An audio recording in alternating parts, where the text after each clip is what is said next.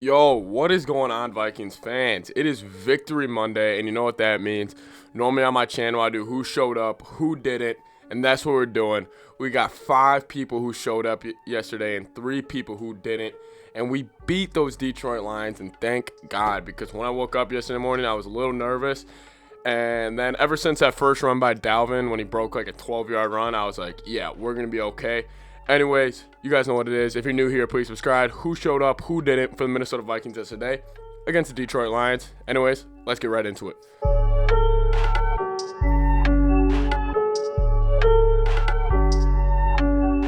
All right, so, the first person who showed up, his name's Dalvin Cook. He's this running back from Florida State. We took him in the second round. You know, he's an all right player, but, obviously I'm joking. Dalvin Cook, goddamn, man. You can't arm tackle him. I think, I don't know, just the way he runs is just beautiful. He waits for his holes. The way he fouls CJ Ham, the way he fouls his fullback, and while he hits the holes is just magnificent. I'm going to make a whole video later on in the week. It's going to be a pretty long video on the Vikings running game and just how beautiful it is. It's the tight ends, it's the fullbacks, it's the offensive line, of course. And then it's all on the back of 33. And just the way he hits the hole with that acceleration, when these big defensive linemen, yes, they're bigger than him, but they put their arms out, he's running right through these. As you saw on his touchdown run, he just bursted through that hole. Hell of a day from Dalvin. He is throwing his name in the MVP conversation. And my second, group who showed up was the offensive line. First off, Ezra Cleveland, and again, I'm going to make another video about just him. We got a ton of content coming this week. Ezra Cleveland's looking like Quentin Nelson, and he is big, he can move, pulling guard, pull him anywhere, weak side, strong side. Quentin Nelson, oh god, I just got throwbacks from that one movie, weak side, strong side, you guys know what I'm talking about. But Quentin Nelson, hell of a day. Goddamn, he has just impressed me. Quentin Nelson, I just called him Quentin Nelson. Ezra Cleveland, hell of a day. Offensive line, Bradbury, Ezra Cleveland, Brian O'Neill, you know what, that's what we're calling him now, Quentin Nelson. But anyways, those three they just play with such a tenacity. They just love to get after it. You could just tell they love playing football. They love blocking for Dalvin, which is really what you want because, if you've ever played football, you love your linemen. And if you got the linemen that love you back, and if you got these big boys who like to move, and by the way, I want to give a shout out to Dakota Dozier. I was watching some clips yesterday, and he really played well. And I know we get on the guards a lot, but, all 5 of them dominated yesterday. There was really no debate. At the line of scrimmage, it was just so efficient. Offensive line absolutely balled out yesterday, all of them. Ezra, Quentin Nelson, Cleveland, shout out to you. All right, and my third guy, the undrafted linebacker, the second best linebacker on the Minnesota Vikings, Eric Wilson from Cincinnati, undrafted, born and raised in Michigan. He is a stud. God, just to see the way he's developed over the years and how he's kind of fit in the Barr's role, it's crazy. He kind of put Anthony Barr, he kind of made Anthony Barr get cut. When he gets cut this offseason, it's because of Eric Wilson, because of the way he's playing. Just the lurks he had. That one interception, don't bite on the crossover and then stay in the middle in your zone. That's just textbook. I know Stafford made a wrong read, but that is still textbook to stay in your zone, to have that discipline. And it kind of seemed like yesterday, everything Zimmer was teaching these young guys, even Eric Wilson, it's starting to develop. He's been great in the run. They showed a stat before the game. He had 5 of the 7 Vikings turnovers. And the Vikings picked up 3 more yesterday. Eric Wilson, huge shout out to you. You balled out. All right, here we go. For the first time all year, Kirk Cousins. Kirk. We had some good Kirk yesterday. I was just impressed with him. Normally when Kirk gets the bootleg going, it's like he's making these easy throws, easy reads. But I think Kirk's starting to figure out this offense.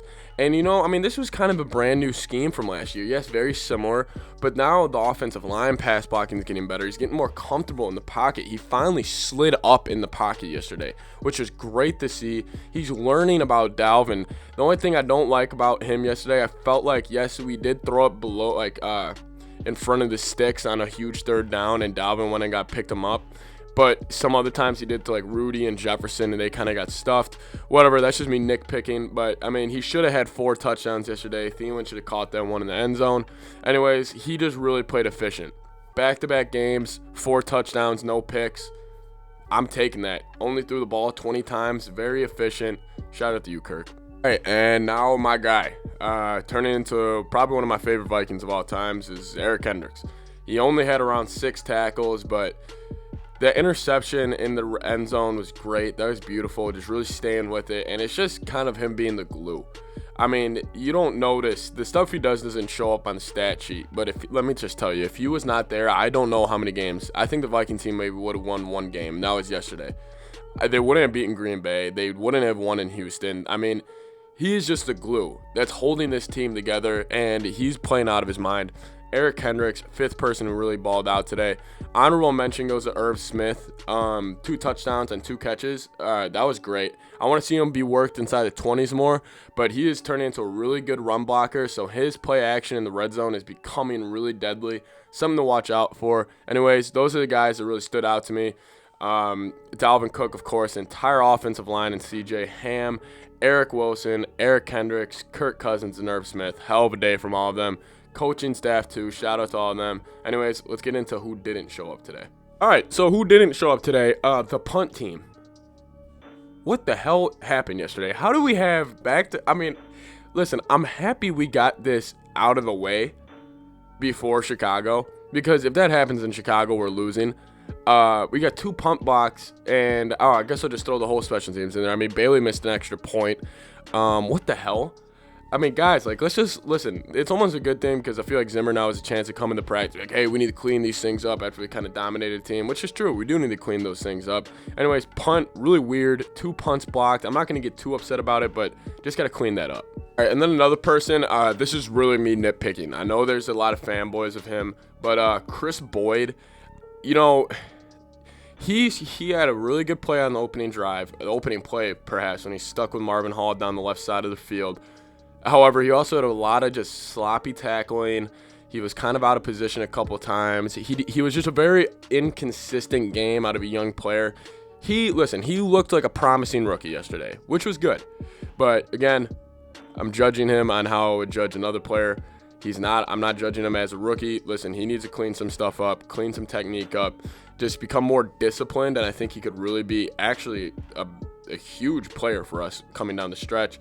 He was a little sloppy yesterday. Chris Boyd, I mean, listen, it's just a roller coaster with these young guys right now. I mean, Stafford was able to move the ball in between the 20s really, fairly easily, which is something that I could be concerned about. But anyways, Chris Boyd, clean it up, and then we'll be good. And my last group of people who didn't show up yesterday was the people who don't believe. The people who don't believe in a playoff run by now. This is a good team. If you look at you, I know you can't do this. Take away Atlanta. Look at our last few games. Tennessee lost by a point. Won in Houston. We went to Houston, we won. Lost to Seattle by a point. Whatever, that happened in Atlanta or against Atlanta. Went to Green Bay and won. And dismantled the Lions at home. Vikings dug themselves a hole here. But they're starting to dig themselves out Monday night in Chicago. If you don't believe, you're on the who didn't show up list. Guess what? Vikes, they got a chance at playoff run. I'm excited. Tons of content coming this week. Live streams, the whole 9. Stay tuned. Another video coming out later today and a live stream tonight. Come out, hang out. We're gonna be grinding this week, boys. Anyways, thank you guys so much for watching. Sub if you are new. Like, comment down below. Appreciate it all. Skol Vikes. Run the table.